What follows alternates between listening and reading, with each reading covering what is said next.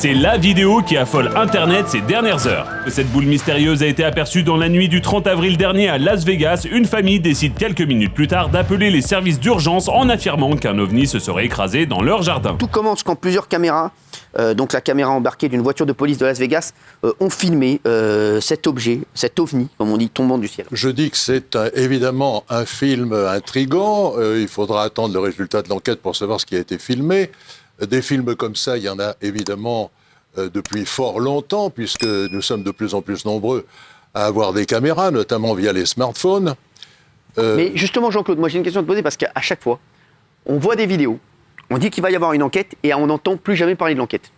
C'est très vrai, très vrai ce que vous dites. Là, ça va être pareil, on va plus en entendre parler, on va dire bon ben. Donc, c'est ensuite l'appel d'une famille qui pose énormément de questions. Regardez leur témoignage.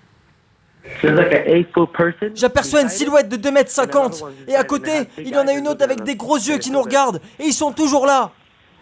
Ok, c'est où? Dans le fond de mon jardin. Ils sont combien? Je vous jure, c'est pas une blague.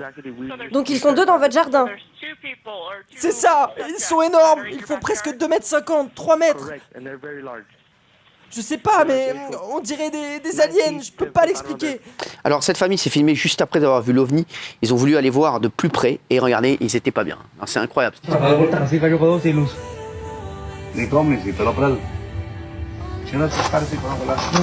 Χωράμε και καν τις παρείς λέγα ζέγγε, αλλά τσόρσι χώρα. Τσόρσι.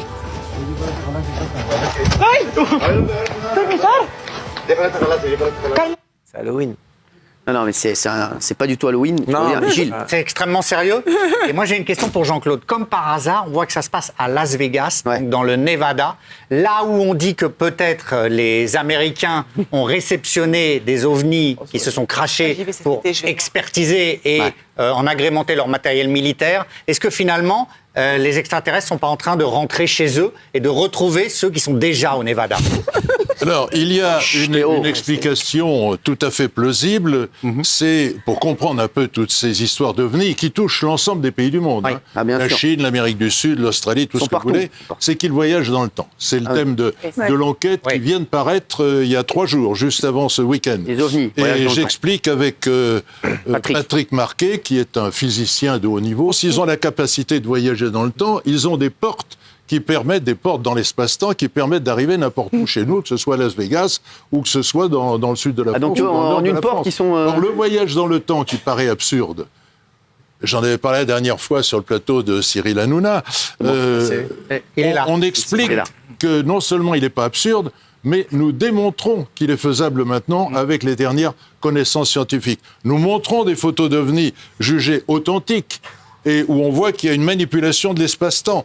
Non, mais moi, ce qui me sidère à chaque fois, c'est le peu de chance qu'ont à chaque fois les gens qui voient des phénomènes extraterrestres. Ils ont leur caméra tout le temps, ils sont aux toilettes avec leur téléphone, ils filment ce qu'ils mangent, et là, il y a des extraterrestres devant eux, ils ne les filment pas. Ah bah alors, on les laisse à la maison. Faut arrêter de se foutre dans le gueule. Jean-Claude, tu peux lui répondre, s'il te plaît, mais il y a plein de vidéos qui se racontent. Non, les extraterrestres, le mec de 2,50 m avec des gros yeux, là, on le voit. Devant leur maison, regardez, ils confirment tous leur témoignage, ils ont tous vu la même chose, regardez. C'est un appareil photo. Il n'a pas qu'à son téléphone. Et toi?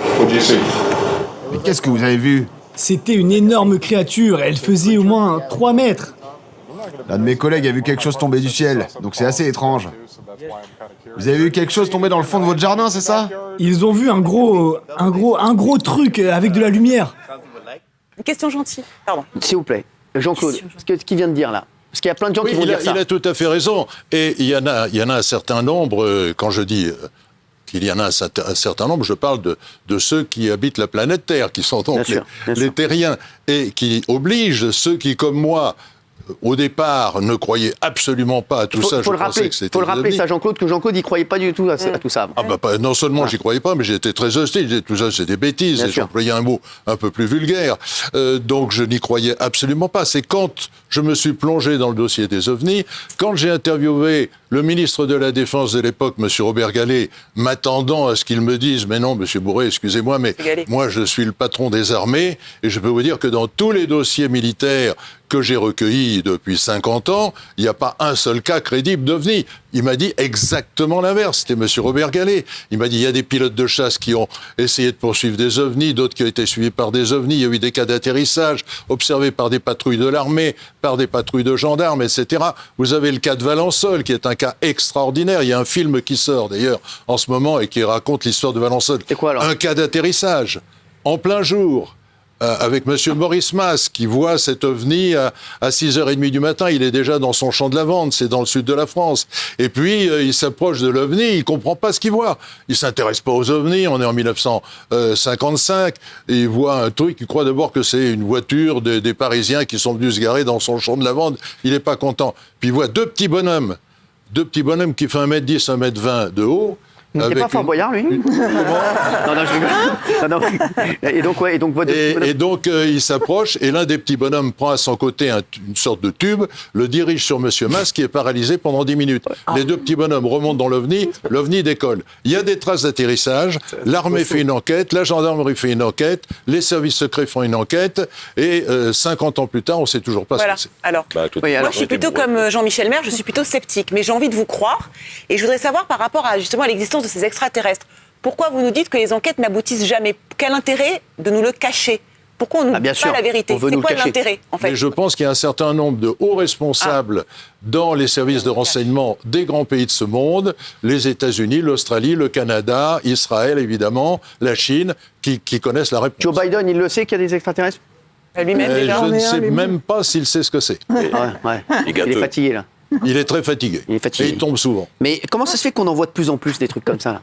Alors, avant, tu venais nous voir une fois par an, Jean-Claude, maintenant tu viens nous voir toutes les semaines. C'est une très bonne question. Non, mais c'est vrai.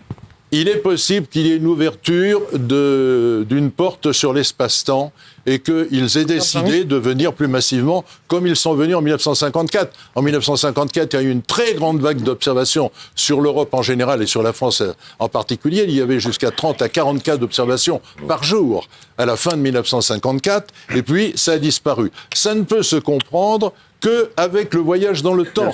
Jean-Claude, on peut s'interroger sur les différents témoignages, parce que par exemple, tu viens d'évoquer un cas particulier, on dit que ce sont des petits hommes.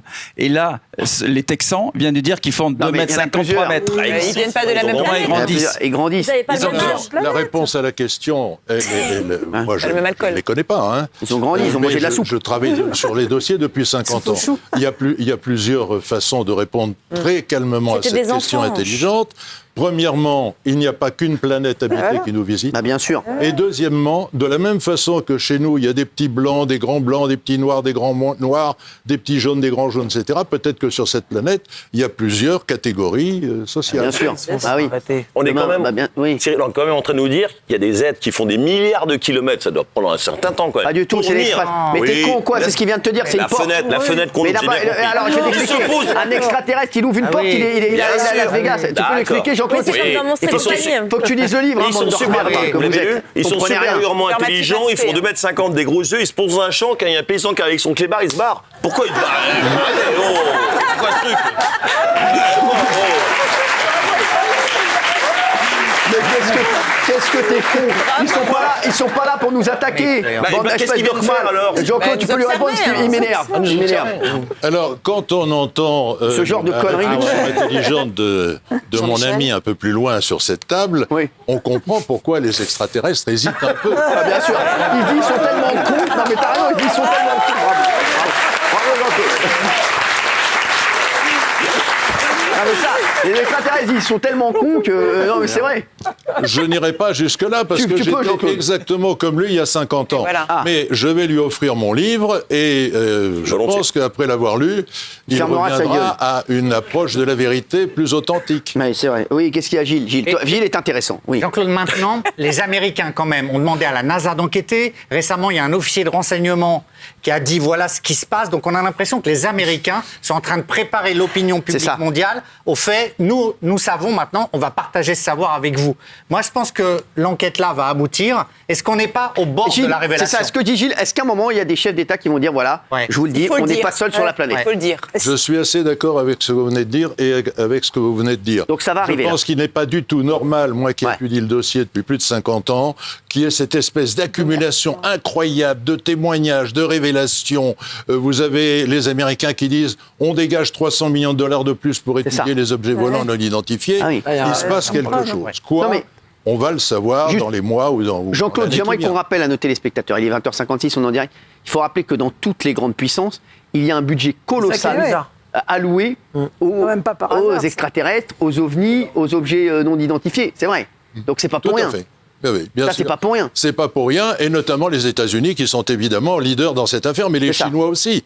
Vous savez, mes livres ont été traduits en chinois, et je me souviens très bien du traducteur chinois qui parlait évidemment parfaitement le français, qui avait créé une revue sur les objets volants non identifiés en Chine, qui était la première revue privée vendue en Chine. Bon, ils sont 1,4 milliard quand même. Bien sûr. Oui. Ouais, c'est ça qui me dérange, c'est pourquoi les budgets en fait. Si ça n'existait pas, parce que moi je suis sceptique, je ne le cache pas, je me dis à chaque fois ils se plantent en soucoupe, ils atterrissent dans des champs, ils se plantent et il y a quelqu'un qui les croise, on n'arrive pas à en serrer un. Ils repartent toujours, on ne sait pas comment ils repartent, il a planté sa soucoupe, mais on les voit, ils arrivent toujours à se barrer, on n'en a pas chopé un. Donc je suis sceptique, mais pourquoi les budgets ? Et c'est ça qui me dérange, moi je me dis s'ils mettent autant d'oseille, c'est que forcément on me cache un truc. Et je suis pressé moi aussi, il y a des... c'est un budget de prévention. Vite. Non, c'est à mon avis, comme a dit Gilles, je pense qu'on va pas tarder à avoir des chefs d'État qui vont dire, voilà, on est... C'est pas Joe Biden du coup. Non, mais ça va créer la polémique. Joe Biden, il est fatigué, mais... Ça va créer la panique. Bien sûr. Si on le dit, vous n'êtes pas du tout paniqué, ça vous fait pas peur du tout. Après, il y en a plein qui ne croient pas. Moi, je pose la question parce que je lis beaucoup ce qu'écrit Jean-Claude. Il va peut-être se faire soigner gratuitement en France. Comme... Merci. Merci Jean-Claude Boré.